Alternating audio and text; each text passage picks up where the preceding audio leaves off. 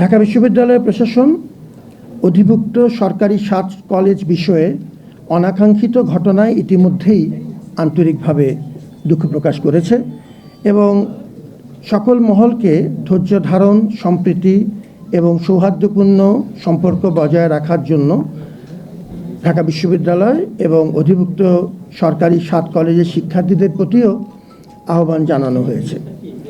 আজকে 12:30 12:30 আজকে 27 জানুয়ারি সোমবার অধিভুক্ত সরকারি 7 কলেজের সম্মানিত অধ্যক্ষগণের সাথে উপাচার্য অর্থাৎ আমার সভাপতিত্বে বিশ্ববিদ্যালয় প্রশাসনের অতি জরুরি একটি সভা অনুষ্ঠিত হয় উদ্ভূত পরিস্থিতির পরিপ্রেক্ষিতে এবং সভায় সার্বিক বিষয়ে বিস্তারিত আলোচনা করে আমরা নিম্নলিখিত সিদ্ধান্তগুলো গ্রহণ করেছি।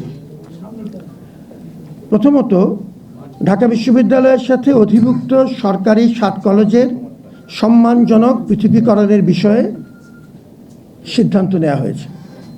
আমরা অনারেবল সেপারেশনের পথে যাচ্ছি, যেটি আমাদের ঢাকা বিশ্ববিদ্যালয়ের শিক্ষার্থী এবং 7 কলেজের শিক্ষার্থীদের একটি কমন দাবি।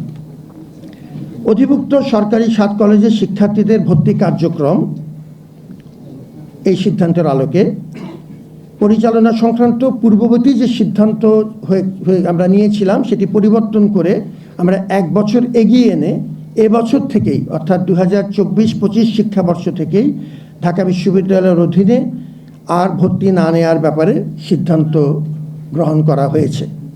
এর আগে আমরা 2025-26 ভর্তি হবে না মর্মে আমরা লিখিতভাবে মন্ত্রণালয়কে জানিয়েছিলাম। এখন সেটি আমরা 1 বছর এগিয়ে এনে এবছর থেকেই অর্থাৎ এই মুহূর্ত থেকেই সেটি কার্যকর করবার ব্যবস্থা সিদ্ধান্ত নিয়েছে এবং কার্যকরী ব্যবস্থা নেওয়া হবে।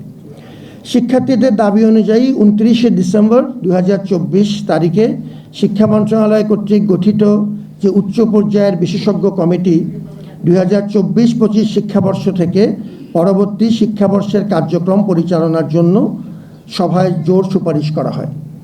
এই কমিটিকে আমরা অনুরোধ করছি আমাদের পরবর্তী কার্যক্রম শিক্ষা কার্যক্রম তাদের মাধ্যমে পরিচালনা করবার জন্য তারা যেভাবে সিদ্ধান্ত নেবেন এবং এই ক্ষেত্রে ঢাকা বিশ্ববিদ্যালয় প্রশাসন পূর্ণ সহযোগিতা করবে কমিটিকে।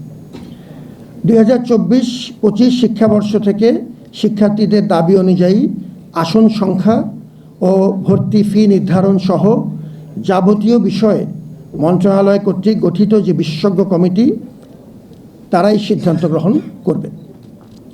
পঞ্চমত, যেসব শিক্ষার্থী বর্তমানে ঢাকা বিশ্ববিদ্যালয়ের চলমান শিক্ষা কার্যক্রমের অধীনে রয়েছেন তাদের ক্ষেত্রে বিশ্ববিদ্যালয় প্রশাসন দায়িত্বশীল থাকবে যাতে তাদের শিক্ষাজীবন কোনোভাবেই ক্ষতিগ্রস্ত না হয়।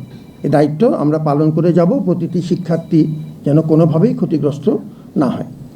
শিক্ষা কার্যক্রম সচল রাখার জন্য আজকের সভায় সকলকে ঐক্যবদ্ধ থেকে নিজ নিজ অবস্থান থেকে আরও দায়িত্বশীল ভূমিকা পালনের জন্য আহ্বান জানানো হয়।